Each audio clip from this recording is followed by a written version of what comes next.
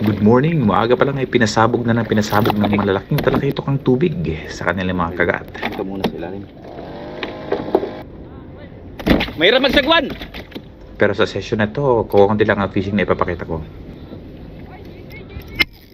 Ito! Strike! Kingfish!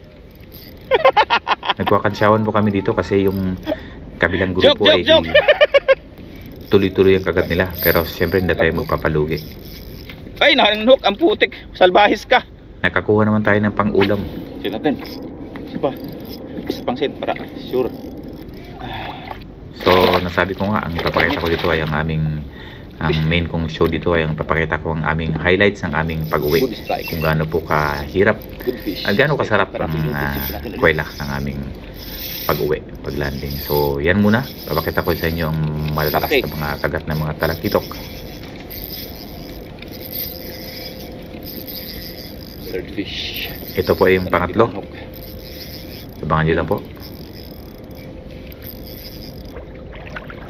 Alright. 1, 2, 3. So ayun nga, matapos kong kagat na yan ay sumikat ng araw at na-decide kong magsagwan kasi timing na mahina ang current, so tinig ko ang chance para makapapawis. Pero agad tayong hiningal. Kulang talaga tayo sa practice kaya nag-switch ako sa pedal.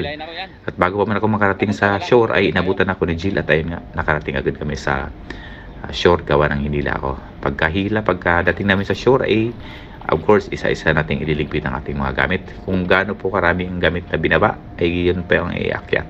Unahin na natin yung sagwan tsaka yung pedal. Yan. Siyempre, yung mga maliliit nating gamit na kailangan nating ilagay sa bag para hindi na tayo mawala ng mga gamit. At siyempre, yung ating isda, yung ating huli, pag-ulam. Pero hindi po namin inulay yan. Binenta ko yan at binili ko ng biryani. Right, finally, yung mga rod saka yung life jacket.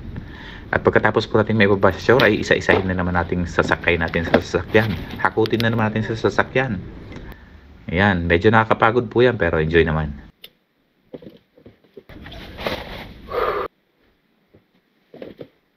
Yan, mga huli ng mga kasama natin. Nagpa-picture din tayo.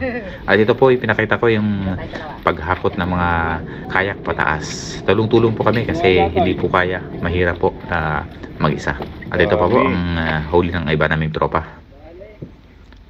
90% po ay talakitok. At finally, tapos na nga. Last baggage ng ating tropang si Jill ay naikarga na. At syempre, huwag natin kalimutan ng ating pangbanlaw sa ating mga paa para hindi naman bugbog ang ating sasakyan. Alright? So yun po. Huwag po kalimutan mag-follow. Kita tayo next time.